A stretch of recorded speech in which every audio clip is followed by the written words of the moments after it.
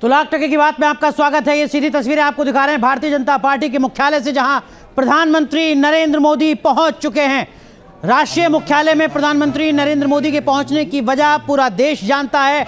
4 राज्यों के विधानसभा चुनाव के नतीजे आए हैं, जिसमें से 3 राज्य मध्य प्रदेश, राजस्थान और छत्तीसगढ़ में भारतीय जनता पार्टी को बम्पर जीत मिली है। वहीं दूसरी तरफ चौथा राज्य दक्षिण का तेलंगाना, वहां भी 2018 के विधानसभा चुनाव के मुकाबले भारतीय जनता पार्टी का प्रदर्शन शानदार रहा है। और इस बीच कार्यकर्ताओं का शुक्रिया अदा करने के लिए पहुंचे हैं प्रधानमंत्री नरेंद्र मोदी भारतीय जनता पार्टी के राष्ट्रीय मुख्यालय में। साथ में राष्ट्रीय अध्यक्ष जेपी नड्डा मौजूद हैं। मोदी जी की गारंटी। तो हमारे सहयोगी मधुरेंद्र हमारे साथ जुड़ चुके हैं भारतीय जनता पार्टी के राष्ट्रीय मुख्यालय से। मधुरेंद्र, तस्वीरें इस वक्त पूरा देश देख रहा है और इन तस्वीरों से एक बड़ा मैसेज जाता है 2024 की सियासी लड़ाई के लिए।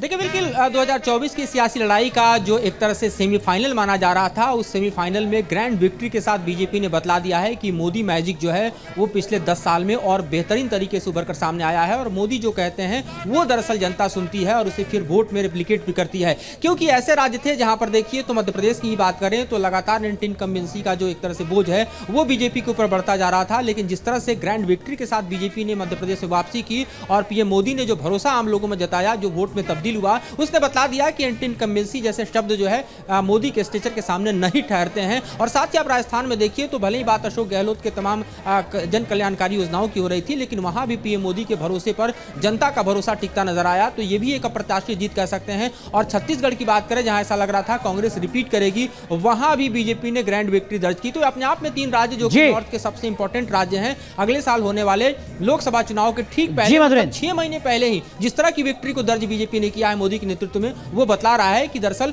होने वाला क्या है 24 में।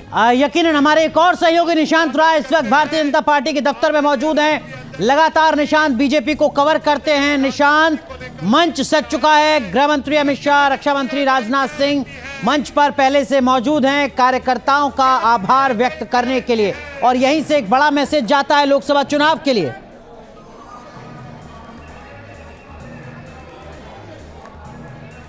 देखिए, बिल्कुल आज बीजेपी दफ्तर में एक बार फिर इतिहास लिखा जा रहा है, और इतिहास वो शख्स लिख रहा है जो कि 2014 से लगातार इस पार्टी को मजबूती के साथ तमाम राज्यों में जिताता आया है। और ये भी कहा जा सकता है कि भारतीय राजनीति में 2 इरा बनेंगे, एक प्रधानमंत्री नरेंद्र मोदी से पहले का इरा, एक प्रधानमंत्री नरेंद्र मोदी के बाद का इरा। जिस तरीके से बीजेपी तमाम राज्यों में बड़ी जीत हासिल कर रही है, खासकर अगर मध्य प्रदेश की बात की जाए, तमाम कयास लगाए जा रहे थे, एंटी इनकम्बेंसी की बात कही जा रही थी, लेकिन मध्य प्रदेश में बीजेपी ने एक बम्पर जीत हासिल करके ये संदेश दे दिया है कि बीजेपी 2024 के लोकसभा चुनाव के लिए बेहद मजबूती के साथ तैयार है। और जो 2019 के नतीजे थे, जो 2014 के नतीजे थे, कुछ ऐसे ही नतीजे 2024 में देखने को मिलेंगे। और आपको मैं बताना चाहूंगा कि जब मैं बीजेपी दफ्तर में आया था तो यहाँ के कार्यकर्ता नारे लगा रहे थे कि अब की बार 400 के पार।